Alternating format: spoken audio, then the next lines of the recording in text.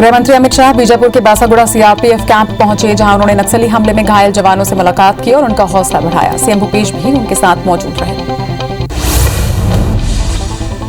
जगदलपुर में अधिकारियों के साथ गृह मंत्री अमित शाह ने बैठक की, जिसके बाद उन्होंने प्रेस कॉन्फ्रेंस को संबोधित किया। अमित शाह ने कहा कि हम रुकेंगे नहीं, लड़ाई को अंजाम तक ले जाएंगे। जवानों का बलिदान व्यर्थ नहीं जाएगा। वहीं कैंप बनने से नक्सली बौखलाए हुए हैं। अमित शाह ने यह भी कहा कि संकट की घड़ी में देश शहीद जवानों के परिजनों के साथ है। मैं शहीद को एक बार फिर से नमन करता हूं। शहीद जवानों के योगदान को देश कभी नहीं भूलेगा। सीएम भूपेश बघेल ने कहा कि जवानों की शहादत देश नहीं भूलेगा और जल्द ही नक्सलियों का सफाया किया जाएगा। नक्सल के खिलाफ अभियान और तेज किया जाएगा। केंद्रीय गृह मंत्री अमित शाह ने जगदलपुर में नक्सली हमले में शहीद जवानों को श्रद्धांजलि अर्पित की। इस दौरान उनके साथ सीएम भूपेश बघेल भी मौजूद रहे। बीजापुर के तर्रेम मुठभेड़ में शहीद जवानों को श्रद्धांजलि अर्पित की गई। 6 शहीद जवानों को नम आंखों से श्रद्धांजलि दी गई, जिसमें पूर्व मंत्री महेश गागड़ा, विधायक विक्रम मंडावी, कलेक्टर और अन्य अधिकारी मौजूद रहे। श्रद्धांजलि के बाद जवानों के पार्थिव शरीर को उनके गृह ग्राम भेजा गया। बीजापुर हमले में 22 जवान शहीद हुए हैं, वहीं एक जवान लापता है। नक्सलियों ने सुकमा के IBC 24 संवाददाता राजा राठौर को फोन कर लापता जवान के बारे में जानकारी दी है कि जवान राकेश्वर सिंह मनहास उनके कब्जे में है, वो उसे किसी तरह का नुकसान नहीं पहुंचाएंगे। नक्सलियों ने जवान राकेश्वर सिंह मनहास को अपने कब्जे में लिया है और कहा है कि वो किसी तरह का नुकसान नहीं पहुंचाएंगे। इसी बीच जम्मू में लापता जवान के घर IBC 24 की टीम पहुंची और परिजनों की बात की। वहीं परिजनों ने जवान को जल्द ही रिहा कराने की मांग की है। नक्सली हमले में शहीद जवान भूसाराम करटामी का पार्थिव शरीर आज दंतेवाड़ा लाया गया, जहां उनके गृह ग्राम में उनके चाचा मुन्ना करटामी ने उन्हें मुखाग्नि दी। बता दें कि बीजापुर तर्रेम नक्सली हमले में जवान भूसाराम करटामी शहीद हुए हैं। बीजापुर नक्सली हमले में किरंदुल के जवान शंकरनाथ भी शहीद हुए। बहरमगढ़ में उनका अंतिम संस्कार किया गया। शहीद जवान के 6 साल के बेटे ने उन्हें मुखाग्नि दी। इस दौरान पूर्व वन मंत्री महेश गागड़ा और विधायक विक्रम मंडावी मौजूद रहे। बीजापुर नक्सली हमले में केशकाल के जवान श्रवण कश्यप भी शहीद हुए। आज उनका पार्थिव शरीर उनके पैतृक गांव बनिया गांव लाया गया, जहां शहीद जवान के 4 साल के बेटे ने उन्हें मुखाग्नि दी। बीजापुर नक्सली हमले में कांकेर के जवान रमेश जुर्री भी शहीद हुए थे। शहीद जवान का पार्थिव शरीर उनके पैतृक गांव पंडारी पानी लाया गया। पूरे गांव ने जवान की शहादत को सलाम किया। बीजापुर नक्सली हमले में शहीद जवान दीपक भारद्वाज का पार्थिव शरीर रायगढ़ लाया गया, जहां उन्हें विधायक प्रकाश नायक ने श्रद्धांजलि अर्पित की। रायगढ़ से उनके पार्थिव शरीर को जांजगीर के मालखरौदा उनके पैतृक गांव भेजा गया है। बीजापुर नक्सली हमले में शहीद रमाशंकर पैकरा का पार्थिव शरीर अंबिकापुर लाया गया। इस दौरान दरमा हवाई पट्टी पर सरगुजा IG, SP समेत कई अधिकारी यहां मौजूद रहे। यहां से जवान का पार्थिव शरीर उनके पैतृक गांव अमदला भेजा गया। वसूली के आरोपों में घिरे महाराष्ट्र के गृह मंत्री अनिल देशमुख ने इस्तीफा दे दिया है। उनकी जगह दिलीप पाटिल को गृह विभाग की जिम्मेदारी सौंपी जा रही है। देशमुख ने अपना इस्तीफा मुख्यमंत्री उद्धव ठाकरे को भेजा है और मिलने के लिए उनके घर पर भी पहुंचे। आज ही हाईकोर्ट ने उनके खिलाफ CBI जांच के आदेश दिए थे। निलंबित पुलिस अफसर सचिन वजे के वसूली के कारोबार से जुड़े NIA को कई नए सबूत मिले हैं। NIA के मुताबिक वसूली के कारोबार में पुलिस और प्रशासन के कुछ टॉप ऑफिसर भी शामिल थे। वजे ने इन अफसरों को पेमेंट किया था। वहीं गिरगांव स्थित एक क्लब पर छापे के दौरान अफसरों को भुगतान के दस्तावेज NIA के हाथ लगे हैं। सुप्रीम कोर्ट के आदेश के बाद से मुख्तार अंसारी को यूपी लाने की कवायद तेज हो गई थी। इसी कड़ी में आज बांदा पुलिस पंजाब के रूट पर रवाना हो गई है, जहां से मुख्तार को लेकर बांदा जेल लाया जाएगा। इसके लिए पुलिस ने भारी सुरक्षा का बंदोबस्त किया है। वहीं सुरक्षा गार्ड, प्रिजन वैन और एम्बुलेंस भी साथ में रहेगी। प्रधानमंत्री नरेंद्र मोदी 7 अप्रैल को शाम 7 बजे परीक्षा पे चर्चा करेंगे। वीडियो कॉन्फ्रेंसिंग के जरिए PM मोदी परीक्षा पे चर्चा करेंगे। इस दौरान वो छात्रों के माता पिता और शिक्षकों के साथ भी बातचीत करेंगे। बता दें कि स्कूलों की अधिकतर परीक्षाएं इसी माह से शुरू होने वाली हैं। केरल में 6 अप्रैल से होने वाले विधानसभा चुनाव प्रचार का आखिरी दिन राहुल गांधी ने धुआंधार प्रचार किया। कांग्रेस नेता राहुल गांधी ने तिरुवनंतपुरम के निमम में पार्टी कार्यकर्ताओं को संबोधित किया और बीजेपी शासन में पेट्रोल और डीजल की बढ़ती कीमतों का विरोध ऑटो रिक्शा की सवारी करके किया। पश्चिम बंगाल के हुगली में सीएम ममता बनर्जी ने केंद्र सरकार पर सवाल उठाया है। ममता ने पूछा कि 8 चरण में चुनाव कराने की क्या जरूरत थी। ये भाजपा मंडल द्वारा किया गया था। वर्तमान में कोरोना की स्थिति को देखते हुए क्या उन्हें थोड़ा समय के भीतर ही चुनाव संपन्न नहीं करना चाहिए था। वहीं हुगली में जनसभा को संबोधित करते हुए पश्चिम बंगाल की मुख्यमंत्री और TMC नेता ममता बनर्जी ने कहा कि मैं अपने एक पैर पर बंगाल जीतूंगी और भविष्य में अपने 2 पैरों पर दिल्ली में जीत हासिल करूंगी। ग्वालियर में 81 निकायों के आरक्षण मामले में अब अगली सुनवाई 26 अप्रैल को होगी। आरक्षण की विसंगतियों को लेकर हाईकोर्ट ने प्रदेश सरकार से जवाब पेश करने के लिए कहा था, लेकिन सरकार ने हाईकोर्ट से जवाब देने के लिए समय मांगा है, जिसके बाद सुनवाई की तारीख तय कर दी गई। दुनिया भर में कोरोना संक्रमितों का आंकड़ा 13 करोड़ 18 लाख को पार कर चुका है, तो वहीं 28 लाख 65 हजार मरीजों की मौत हो चुकी है। दुनिया भर के 10 करोड़ 61 लाख मरीज कोरोना को हराकर स्वस्थ हो चुके हैं। हालांकि दुनिया में 2 करोड़ 28 लाख एक्टिव मरीजों का इलाज जारी है। संक्रमण के मामले में अमेरिका और ब्राजील के बाद भारत तीसरे नंबर पर बना हुआ है। देश में कोरोना की दूसरी लहर के बाद एक दिन में रिकॉर्ड 1,03,794 नए मामले सामने आए। इसमें कोरोना केस 1 करोड़ 25 लाख के पार पहुंच चुका है। वहीं कोरोना से 477 नई मौत से अब तक 1,65,000 मरीजों की मौत हो चुकी है। संक्रमण के मामले में भारत दुनिया में दूसरे नंबर पर पहुंच चुका है। हालांकि देश में 24 घंटे में 52,000 से ज्यादा मरीज स्वस्थ भी हुए हैं।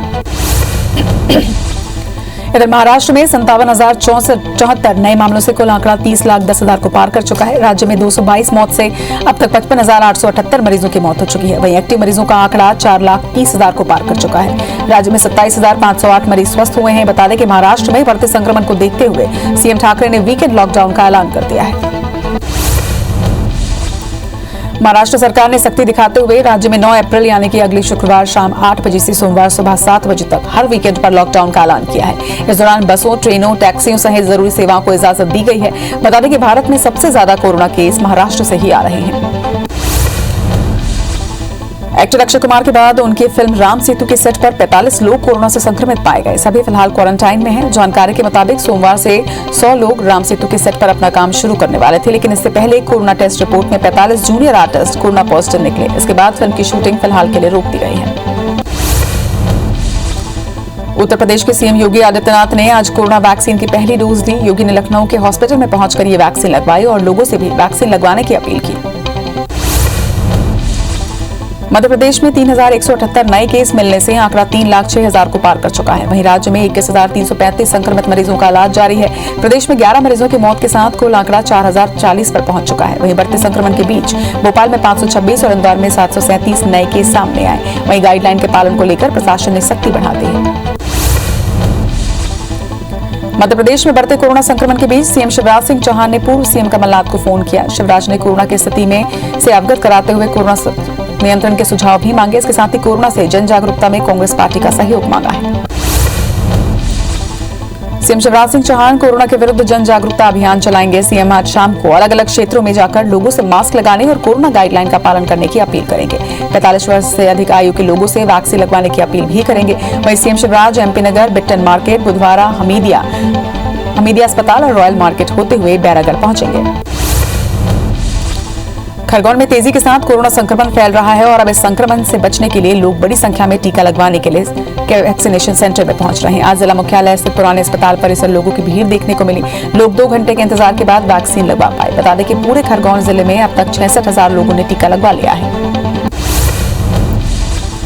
छत्तीसगढ़ में 5,250 नए मरीजों के साथ आंकड़ा 3,69,000 को क्रॉस कर चुका है। वहीं एक्टिव मरीजों का आंकड़ा 38,450 पर पहुंच चुका है। 36 मरीजों की मौत के साथ अब तक 4,319 लोगों की मौत हो चुकी है। वहीं 3,076 मरीजों के डिस्चार्ज होने से कुल आंकड़ा 3,26,000 को पार कर चुका है। रायपुर में 1,213, दुर्ग में 995 और बिलासपुर में 291 नए मरीज सामने आए हैं।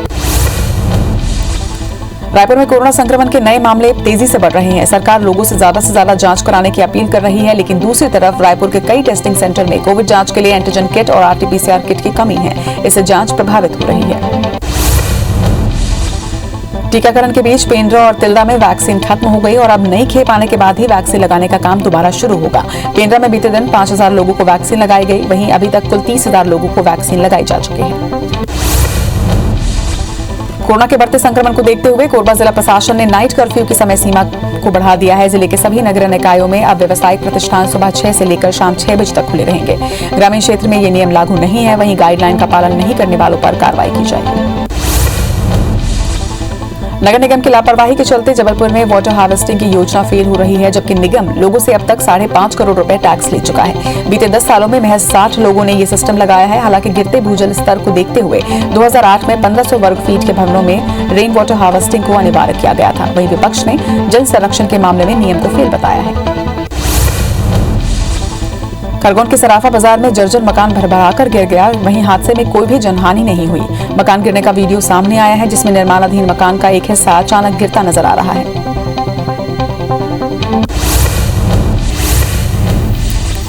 बीजापुर के तर्रे में हुए नक्सली और जवानों के बीच मुठभेड़ के बाद केंद्रीय गृह मंत्री अमित शाह ने आज जगदलपुर में बैठक ली। जगदलपुर के सर्किट हाउस में आयोजित बैठक में मुख्यमंत्री भूपेश बघेल के साथ ही डीजी, एसपी और आईजी स्तर के अधिकारी मौजूद रहे। केंद्रीय गृह मंत्री अमित शाह ने चेतावनी दी है, नक्सलियों के खिलाफ लड़ाई कम नहीं होगी बल्कि और तेज गति से लड़ी जाएगी। अमित शाह ने कहा कि पिछले कुछ सालों में यह लड़ाई निर्णायक मोड़ पर पहुंची है, जिसे अंजाम तक पहुंचाएंगे और इस लड़ाई से हमारी जीत निश्चित है। मुख्यमंत्री भूपेश बघेल ने शहीद जवानों को नमन किया। उन्होंने कहा कि हमारे जवानों ने साहस का परिचय दिया है। ये केवल मुठभेड़ नहीं थी, एक युद्ध था। करीब 4 से 5 घंटे तक फायरिंग चलती रही, जिसमें हमारे जवानों ने कई नक्सलियों को मार गिराया। सीएम भूपेश बघेल ने कहा कि नक्सली अपने मृतक साथियों को ट्रैक्टर में लाद कर ले गए हैं। कैंप खुलने से नक्सली बौखलाए हुए हैं और जल्द ही और कैंप यहां खोले जाएंगे। सीएम भूपेश बघेल ने चेतावनी देते हुए कहा कि हम नक्सलियों की मांग में घुसे हैं और जल्द ही नक्सलियों का सफाया होगा। इधर बीजापुर नक्सली हमले में शहीद जवानों की शहादत पर सियासत भी शुरू हो गई है। कांग्रेस नेता राहुल गांधी ने सोशल मीडिया पोस्ट पर कहा है कि ऑपरेशन को खराब तरीके से डिजाइन किया गया था, जिसे गलत तरीके से एग्जीक्यूट किया गया। हमारे जवान तोपों का चारा नहीं है, जिन्हें जब चाहे तब शहीद कर दिया जाए।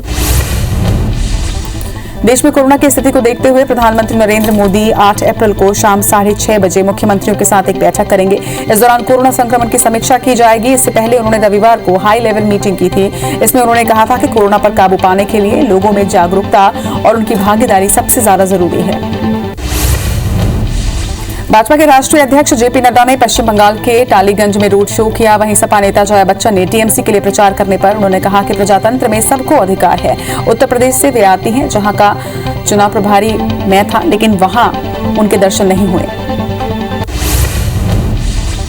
पश्चिम बंगाल के हुगली में सीएम ममता बनर्जी ने केंद्र सरकार पर सवाल उठाए। ममता ने पूछा कि 8 चरण में चुनाव कराने की क्या आवश्यकता थी। ये भाजपा मंडल द्वारा किया गया था। वहीं वर्तमान में कोरोना की स्थिति को देखते हुए क्या उन्हें थोड़े समय के लिए भीतर ही चुनाव संपन्न नहीं कराना चाहिए था। वहीं हुगली में जनसभा को संबोधित करते हुए पश्चिम बंगाल की मुख्यमंत्री और टीएमसी नेता ममता बनर्जी ने कहा कि मैं अपने एक पैर पर बंगाल जीतूंगी और भविष्य में अपने 2 पैरों पर दिल्ली में जीत हासिल करूंगी। सपा नेता जया बच्चन के टीएमसी के लिए प्रचार करने पर बीजेपी नेता बाबुल सुप्रियो ने बयान दिया है। उन्होंने कहा कि आरोप विश्वास के बारे में जया को पता होता तो वो किसी भी हालत में उनके लिए प्रचार नहीं करती। टीएमसी को जिताने को वो कहेंगी और बीजेपी के खिलाफ भी बोलेंगे, लेकिन मेरे खिलाफ वो कुछ नहीं बोलेंगे। वसूली के आरोपों में घिरे महाराष्ट्र के गृह मंत्री अनिल देशमुख ने इस्तीफा दे दिया है। उनकी जगह दिलीप पाटिल को गृह विभाग की जिम्मेदारी सौंपी जा रही है। देशमुख ने अपना इस्तीफा मुख्यमंत्री उद्धव ठाकरे को भेज दिया है और उनसे मिलने के लिए उनके घर पर भी पहुंचे। आज ही हाईकोर्ट ने उनके खिलाफ सीबीआई जांच के आदेश दिए थे। महाराष्ट्र के भाजपा नेता देवेंद्र फडणवीस ने कहा वहां गृह मंत्री अनिल देशमुख के इस्तीफे को लेकर बयान दिया है। उन्होंने कहा कि उनका इस्तीफा पहले होना चाहिए था, जिस समय उन पर आरोप लगे थे। उच्च न्यायालय ने मामले में हस्तक्षेप किया, उसके बाद गृह मंत्री को इस्तीफा देना पड़ा। अब मुख्यमंत्री उद्धव ठाकरे खामोश क्यों हैं? निलंबित पुलिस अफसर सचिन वजे के वसूली के कारोबार से जुड़े एनआईए को कई नए सबूत मिले हैं। एनआईए के मुताबिक वसूली के कारोबार में पुलिस और प्रशासन के कुछ टॉप ऑफिसर्स भी शामिल थे। वजह ने अफसरों को पेमेंट किया था। गिरगांव स्थित एक क्लब पर छापे के दौरान अफसरों को भुगतान के दस्तावेज एनआईए के हाथ लगे हैं। भोपाल में सीएम शिवराज सिंह चौहान खुली गाड़ी में सवार होकर सड़कों पर निकले और लोगों से मास्क लगाने और सोशल डिस्टेंसिंग का पालन करने की उन्होंने अपील की। सबसे पहले आनंद नगर वो पहुंचे और उन्होंने कहा कि अस्पतालों में मरीज बढ़ते जा रहे हैं, हालात बिगड़ रहे हैं। ऐसे पहले कि और हालात बिगड़े, सभी लोग मास्क लगाएं। सीएम शिवराज ने कहा कि हाथ जोड़कर कह रहा हूं कि सभी मास्क लगाएं। लॉकडाउन नहीं लगाना चाहते हैं। लॉकडाउन से धंधे और बिजनेस ठप हो जाते हैं। वहीं लोगों के पास रोजी रोटी कमाने का साधन नहीं बचता, इसलिए सभी लोग मास्क का उपयोग करें। उन्होंने दुकानदारों से भी अपील कर कहा कि बिना मास्क के आने वालों को सामान ना दें। मध्य प्रदेश में बढ़ते कोरोना संक्रमण के बीच सीएम शिवराज सिंह चौहान ने पूर्व सीएम कमलनाथ को फोन किया। शिवराज ने कोरोना की स्थिति से अवगत कराते हुए कोरोना नियंत्रण के सुझाव मांगे। इसके साथ ही कोरोना से जन जागरूकता में कांग्रेस पार्टी का सहयोग भी उन्होंने मांगा। छत्तीसगढ़ में 3,302 नए मरीजों के साथ आंकड़ा 3,76,000 को क्रॉस कर चुका है। वहीं एक्टिव मरीजों के आंकड़े की बात करें तो प्रदेश में ये 44,296 पर पहुंच गई है। 44 मरीजों की मौत के साथ अब तक 4,363 लोगों की प्रदेश में मौत हो चुकी है। वहीं 1,228 मरीजों के डिस्चार्ज होने के साथ ठीक होने वालों का आंकड़ा 3,27,000 को पार कर चुका है। मध्य प्रदेश में 3,398 नए केस मिलने से आंकड़ा 3,10,000 को पार कर चुका है। राज्य में 22,664 संक्रमित मरीजों का इलाज जारी है। वहीं प्रदेश में 15 मरीजों की मौत से कुल आंकड़ा 4,055 पर पहुंच गया। बढ़ते संक्रमण के बीच भोपाल में 549 और इंदौर में 788 नए केस सामने आए हैं। वहीं गाइडलाइन के पालन को लेकर प्रशासन ने सख्ती बढ़ा दी है। दुर्ग में कल से 9 दिन का टोटल लॉकडाउन लगने जा रहा है। इस दौरान बेवजह घूमने वालों के खिलाफ सीधी कार्रवाई करते हुए एफआईआर की जाएगी। तो वहीं लॉकडाउन की गाइडलाइन का उल्लंघन करने वाले दुकानदारों के खिलाफ तालाबंदी की कार्रवाई का आदेश दिया गया है। रायपुर में कोरोना संक्रमण के नए मामले तेजी से बढ़ते जा रहे हैं। सरकार लोगों से ज्यादा जांच करवाने की अपील कर रही है, लेकिन दूसरी तरफ रायपुर के कई टेस्टिंग सेंटर में कोविड जांच के लिए एंटीजन किट और आरटीपीसीआर किट की कमी है। इससे जांच प्रभावित हो रही है। पेंड्रा जिले में कोरोना वैक्सीन खत्म होने से टीकाकरण की रफ्तार अब सुस्त पड़ गई है। 45 साल की कैटेगरी को शामिल करने से वैक्सीन की खपत भी बढ़ी है। अब तक 30,000 लोगों का वैक्सीनेशन हो चुका है। वहीं वैक्सीन खत्म होने से पेंड्रा के अलावा बलौदाबाजार और तिल्दा में भी टीकाकरण प्रभावित हुआ है। हालांकि विभाग के अधिकारी ने जिले में टीका खत्म होने की सूचना भेज दी है। अशोकनगर में विधायक जजपाल सिंह ने कोरोना को लेकर एक अलग अंदाज में अपील की। विधायक एक ऑटो में बैठकर घूम कर मुनादी और अपील करते नजर आए। इसके बाद वो गांधी पार्क पहुंचे और लोगों से मास्क लगाने की अपील भी की। वहीं दूसरी तरफ प्रशासन ने भी चालानी कार्रवाई की और कई दुकानों को सील किया। कवर्धा में भी कोरोना के मामले लगातार बढ़ते जा रहे हैं। बावजूद इसके लोग लापरवाही बरतने से यहां बाज नहीं आ रहे। ऐसा ही एक मामला जिले के आदर्श कन्या हाई स्कूल में देखने को मिला, जहां 12वीं के ओपन परीक्षा का असाइनमेंट जमा किया जा रहा था। इस दौरान कोरोना गाइडलाइन का जमकर उल्लंघन किया गया। कवर्धा में भी कोरोना को लेकर सख्ती बरतनी शुरू हो चुकी है। जिले में बिना मास्क के घूमने वाले लोगों से जुर्माना वसूला जा रहा है। इसके साथ ही तात्कालिक रूप से सजा भी दी जा रही है, ताकि वे अगली बार ये गलती ना करें। बता दें कि जिले में हफ्ते भर में ही 400 से ज्यादा एक्टिव केस बढ़े हैं। खरगोन में तेजी के साथ कोरोना संक्रमण फैल रहा है और अब इस संक्रमण से बचने के लिए लोग बड़ी संख्या में टीका लगवाने के लिए वैक्सीनेशन सेंटर में पहुंच रहे हैं। आज जिला मुख्यालय स्थित पुराने अस्पताल परिसर लोगों की भीड़ देखने को मिली। लोग 2 घंटे के इंतजार के बाद वैक्सीन यहां लगवा पाए। बता दें कि पूरे खरगोन जिले में अब तक 66,000 लोगों ने टीका लगवा लिया है। सूरजपुर के कुदरगढ़ में चैत्र नवरात्रि में कुदरगढ़ी माता की पूजा इस साल भी परंपरा के अनुसार ही होगी, जिसमें अधिकृत पुजारियों, पुरोहितों, बैगाओं को ही मंदिर में प्रवेश की अनुमति होगी। जबकि हर साल लगने वाले मेले को इस साल स्थगित कर दिया गया है। कोरोना के मद्देनजर ये बड़ा फैसला लिया गया। ग्वालियर में कोरोना गाइडलाइन का उल्लंघन करने वाले दुकानदारों की दुकानें सील की जाएंगी। इसके लिए जिले के प्रभारी प्रमुख सचिव संजय दुबे ने आदेश जारी कर दिया है। बता दें कि कोरोना संक्रमण की रोकथाम के लिए समीक्षा बैठक आयोजित की गई थी, जिसमें यह फैसला लिया गया। दमोह उपचुनाव के निर्दलीय प्रत्याशी वैभव सिंह पर कार्रवाई की मांग को लेकर बीजेपी कलेक्टर कार्यालय पहुंचे, जहां उन्होंने कलेक्टर को ज्ञापन सौंपा। बता दें कि वैभव बीजेपी प्रत्याशी राहुल सिंह के चचेरे भाई हैं, जिस पर बीजेपी ने केंद्रीय मंत्री और विधायक के खिलाफ जाति द्वेष फैलाने का आरोप लगाया है। नक्सलियों की केंद्रीय कमेटी के प्रवक्ता अभय ने प्रेस नोट जारी किया है, जिसमें उसने जनवरी से अब तक 28 नक्सलियों के मारे जाने और 100 जवान को हताहत करने का दावा किया है। वहीं बीजापुर हमले में जवानों के हथियारों को जब्त करने की भी बात कही। ये प्रेस नोट अमित शाह के बस्तर से लौटते ही जारी हुआ। नक्सली हमले में शहीद जवान भूसाराम करटामी का पार्थिव शरीर आज दंतेवाड़ा लाया गया, जहां उनके गृहग्राम में उनके चाचा मुन्ना करटामी ने उन्हें मुखाग्नि दी। बता दें कि बीजापुर तर्रेम नक्सली हमले में जवान भूसाराम करटामी शहीद हुए थे। सरगुजा संभाग के आईजी आरपी साय ने बलरामपुर के नक्सल प्रभावित क्षेत्रों का दौरा किया, जहां उन्होंने ग्रामीणों से बातचीत की और नक्सल गतिविधियों की जानकारी भी ली। बस्तर में हुए नक्सली हमले के बाद आईजी ने नक्सल प्रभावित क्षेत्रों का दौरा कर जवानों का हौसला बढ़ाया। छत्तीसगढ़ में हुए नक्सली हमले के बाद सीमा से सटे सिंगरौली पुलिस बल भी हाई अलर्ट मोड पर है। असल में सिंगरौली जिले से छत्तीसगढ़ का सूरजपुर जिला जुड़ा हुआ है, जहां अक्सर नक्सल गतिविधियां सुनने को आती हैं। इसी के मद्देनजर पुलिस अलर्ट मोड पर है। वहीं एसपी इस पर लगातार नजर बनाए हुए हैं। बीजापुर नक्सल हमले में शहीद हुए उप निरीक्षक दीपक भारद्वाज गुरु घासीदास विश्वविद्यालय के छात्र रहे हैं। उनकी शहादत को सम्मान देने के लिए विश्वविद्यालय के नए भवन का नाम उनके नाम पर करने की मांग हो रही है। इसे लेकर छात्र प्रेसिडेंट सचिन गुप्ता सहित अन्य छात्रों ने कुलपति को एक आवेदन सौंपा है। बीजापुर नक्सली हमले में शहीद हुए 22 जवानों को बचेली की जनता ने श्रद्धांजलि अर्पित की। इसके साथ ही कैंडल मार्च निकालकर घड़ी चौक में 1 मिनट का मौन रखा गया और सभी शहीदों के लिए प्रार्थना की गई। इस दौरान नगरपालिका अध्यक्ष, उपाध्यक्ष सहित पार्षद, पुलिसकर्मी और बड़ी संख्या में यहां लोग मौजूद रहे। केशकाल और बड़े राजपुर ब्लॉक में किसान लो वोल्टेज की समस्या को लेकर काफी परेशान है, जिसे लेकर सैकड़ों किसान और बीजेपी पदाधिकारियों ने रावणभाटा मैदान में इकट्ठा होकर एक बैठक की। इसके बाद तहसील कार्यालय पहुंचकर कलेक्टर के नाम एक ज्ञापन भी सौंपा और 3 दिन के अंदर समस्या का निराकरण करने की मांग रखी है। तखतपुर के केवक्ती गांव के ग्रामीणों ने पटवारी के खिलाफ कलेक्टर से शिकायत की थी। इसके साथ ही आरोप लगाया था कि हर काम के लिए पैसे की मांग यहां की जाती है, लेकिन समय पर काम नहीं किया जाता, जिसकी जांच के लिए एसडीएम आनंद तिवारी दलबल के साथ गांव में पहुंचे, जहां उन्होंने ग्रामीणों से बात की और जानकारी भी ली। भय्यू महाराज आत्महत्या के मामले में कोर्ट के बार-बार तलब करने के बावजूद गवाह उपस्थित नहीं हो रहे हैं। महाराज के सेवादार उन्हें कैलाश पाटिल को बयान देने के लिए आना था, लेकिन वो उपस्थित नहीं हुआ। इस पर इंदौर कोर्ट ने उसका वारंट जारी कर दिया है। मामले में अगली सुनवाई 7 और 8 अप्रैल को होगी। ग्वालियर में 81 निकायों के आरक्षण मामले में अब अगली सुनवाई 26 अप्रैल को होगी। आरक्षण की विसंगतियों को लेकर हाईकोर्ट ने प्रदेश सरकार से जवाब पेश करने के लिए कहा था, लेकिन सरकार ने हाईकोर्ट से जवाब देने के लिए समय मांगा, जिसके बाद सुनवाई की तारीख तय की गई। जबलपुर में कोरोना तेजी से फैल रहा है और इसी बीच व्यवस्थाओं का निरीक्षण करने के लिए स्वास्थ्य सचिव जेएन कंसोटिया जबलपुर पहुंचे, जहां उन्होंने सबसे पहले नेताजी सुभाष चंद्र बोस मेडिकल कॉलेज का निरीक्षण किया। इसके बाद सुपर स्पेशलिटी सेंटर में बनाए गए कोविड सेंटर का निरीक्षण भी किया। सरगुजा की NH 130 सड़क के सुस्त निर्माण को लेकर कांग्रेस ने प्रदर्शन किया है। लखनपुर में कांग्रेस कार्यकर्ताओं ने सड़क पर कुर्सी डालकर जाम कर दिया, जिससे दोनों तरफ से वाहनों की लंबी लाइन लग गई। सूचना मिलते ही मौके पर पहुंचे एसडीएम ने आश्वासन देकर कांग्रेसियों को शांत करवाया। ग्वालियर में कैंसर पीड़ित एक मरीज ने खुदकुशी कर ली, जिसके बाद मृतक के परिजनों ने मंत्री प्रद्युमन सिंह तोमर के बंगले के बाहर शव रखकर नाराजगी जताई। परिजनों का आरोप है कि वो मंत्री प्रद्युमन सिंह तोमर के पास मदद के लिए कई बार गए, लेकिन कोई सहायता नहीं मिली। सागर के बीना में झांसी गेट रेलवे क्रॉसिंग पर एक ट्रक फंस जाने से रेल यातायात बाधित हो गया, जिसकी वजह से कुशीनगर और सुल्तानपुर एक्सप्रेस लगभग 50 मिनट तक खड़ी रही, जिसके बाद क्रेन की मदद से ट्रक को ट्रैक से हटाया गया। तब जाकर यातायात बहाल हो पाया और एक बड़ा हादसा होने से टला।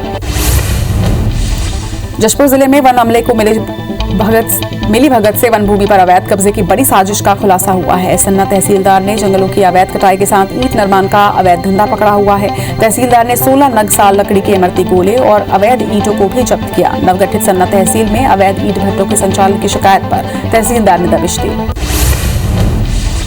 इंदौर क्राइम ब्रांच ने गांजे की तस्करी करने वाले 5 लोगों को हिरासत में लिया था, जिसके पास से करीब 5 लाख से ज्यादा कीमत का 52 किलो गांजा जब्त किया गया। इस गिरोह में एक महिला भी शामिल है, जिसे लेकर क्राइम ब्रांच जानकारी जुटा रही है। इसके साथ ही एक टीम को जांच के लिए राजस्थान भेजा गया है। सरगुजा की सीतापुर पुलिस ने जशपुर के 2 युवकों को 220 नग प्रतिबंधित कफ सिरप के साथ गिरफ्तार किया। सीतापुर पुलिस का कहना है कि नशे का अवैध कारोबार और इसकी बिक्री करने वाले आरोपियों को बख्शा नहीं जाएगा। वहीं समाज को नशा मुक्त करने के लिए अभियान चलाया जाएगा। केशकाल के भंगाराम चौक के पास हाईवा और बाइक के बीच भिड़ंत हो गई, जिसमें हाईवा की चपेट में आने की वजह से बाइक सवार डॉक्टर आशीष गुप्ता की मौके पर ही मौत हो गई। वहीं मामले में पुलिस ने आरोपी ट्रक ड्राइवर को गिरफ्तार कर लिया है। बता दें कि डॉक्टर आशीष पिछले 11 साल से सहायक चिकित्सक के पद पर पदस्थ थे। जबलपुर में चेकिंग के दौरान कंटेनर की चपेट में आए आरक्षक ने सोमवार को इलाज के दौरान दम तोड़ दिया। परिवहन आरक्षक प्रकाश चौधरी कलादेही चेक पॉइंट पर तैनात अपने एक साथी से मिलने के लिए पहुंचे थे। इसी बीच वे कंटेनर की चपेट में आ गए। फिलहाल पुलिस ने कंटेनर ड्राइवर को गिरफ्तार कर लिया है। सूरजपुर के रमकोला में गेहूं की मिसाई करते वक्त थ्रेसर की चपेट में आने से एक किसान की मौत हो गई। मृतक किसान का नाम जयनाथ सिंह है, जो अपने घर के आंगन में ट्रैक्टर इंजन से थ्रेसर चलाकर गेहूं की मिसाई कर रहा था। इस दौरान गेहूं की बाली को समेटकर थ्रेसर में डालते वक्त ये पूरा हादसा हुआ। कटनी के रंगनाथ स्थित खदान के पानी में पत्थर से बंधा हुआ एक नर कंकाल मिला है। पुलिस ने इस मामले में अज्ञात आरोपियों के खिलाफ हत्या का मामला दर्ज कर लिया है। इसी बीच एक परिवार कंकाल को अपने लापता बेटे का होने का दावा कर रहा है। इसके बाद पुलिस डीएनए जांच कराने की तैयारी में है। सिंगरौली में 31 मार्च को हुए लूट के मामले में पुलिस ने 3 आरोपियों को ओडिशा से गिरफ्तार किया। इसके साथ ही उनके पास से 60 लाख से ज्यादा कीमत के सोने की चांदी की जेवर और कैश भी बरामद किए हैं। बता दें कि आरोपियों ने एनसीएल कर्मचारी सुदीप मेहर की पत्नी को बंधक बनाकर लूट की वारदात को अंजाम दिया था। डबरा के परोठा गांव में बीती रात हथियारों से लैस बदमाशों ने 6 से ज्यादा घरों में चोरी की वारदात को अंजाम दिया, जिसकी सूचना लोगों ने सुबह पुलिस को दी, लेकिन पुलिस काफी देर से मौके पर पहुंची। इस पर ग्रामीण देहात टीआई केडी कुशवाहा पर भड़क गए और उन पर लेट लतीफी का आरोप लगाया। बिलासपुर के सकरी पुलिस ने सुपारी किलिंग के एक मामले में बड़ी कार्रवाई की है। पुलिस ने घटना को अंजाम देने के पहले ही आरोपी को धर दबोचा। बता दें कि बिलासपुर के गुरु निवासी विकास कुमार ने अपने ऊपर जानलेवा हमला होने की आशंका जताई थी। इसके साथ ही एक युवती के खिलाफ केस भी दर्ज करवाई थी। टीकमगढ़ में आरटीओ विभाग के खिलाफ पुलिस ने बड़ी कार्रवाई की है। एसपी के फर्जी हस्ताक्षर कर ड्राइविंग लाइसेंस जारी करने के आरोप में पुलिस ने आरटीओ निर्मल कुमरावत के खिलाफ एफआईआर दर्ज किया। इसके साथ ही कार्यालय के लिपिक राम लखन शर्मा और दलाल छोटे मिश्रा के खिलाफ भी एफआईआर दर्ज की गई। कवर्धा में नाबालिग को शादी का झांसा देकर ले जाने और उसके साथ दुष्कर्म का मामला सामने आया है। परिजनों की रिपोर्ट पर पुलिस ने नाबालिग को एमपी के मंडला से बरामद कर आरोपी को गिरफ्तार किया है। आरोपी का नाम सुरेंद्र यादव है, जो पेंठू पारा का रहने वाला बताया जा रहा है। अभनपुर के बेंद्रे में मंदिर से दान पेटी चोरी के मामले में राखी पुलिस ने 2 आरोपियों को गिरफ्तार किया है, जबकि तीसरा आरोपी अभी भी फरार बताया जा रहा है, जिसकी तलाश जारी है। पुलिस के मुताबिक शनिवार की रात 3 आरोपियों ने मिलकर मंदिर में चोरी की वारदात को अंजाम दिया था, जिसकी पहचान सीसीटीवी की मदद से की गई थी। अमरकंटक थाना के पास महिला के जलने से इलाके में सनसनी फैल गई। हाई स्कूल के सामने महिला को जलता देख बचाने की नाकाम कोशिश की गई। देर रात युवती को जिंदा देखा गया था। महिला रीवा की बस की टिकट थी, लेकिन सुबह बस स्टैंड के पास युवती का पूरा हिस्सा जलता हुआ नजर आया। वहीं युवती की रहस्यमय मौत के बाद अमरकंटक पुलिस जांच में जुट गई है। रायपुर के शदानी दरबार के पास फर्नीचर की दुकान में भीषण आग लग गई। आग की सूचना मिलते ही फायर ब्रिगेड की 2 गाड़ियां मौके पर पहुंची और आग पर काबू पाने में जुटी हुई हैं। पूरा मामला माना थाना इलाके का है। दतिया के 3 गांव के किसानों के खेत में आग लग जाने की वजह से सैकड़ों बीघा गेहूं की फसल जलकर खाक हो गई। बता दें कि 12 से ज्यादा किसान अपनी फसल काटने की तैयारी कर रहे थे, जिसके लिए हार्वेस्टर उनके खेतों में जा रही थी। तभी हार्वेस्टर बिजली की लाइन से टकरा गई और चिंगारी गिरने से आग लग गई।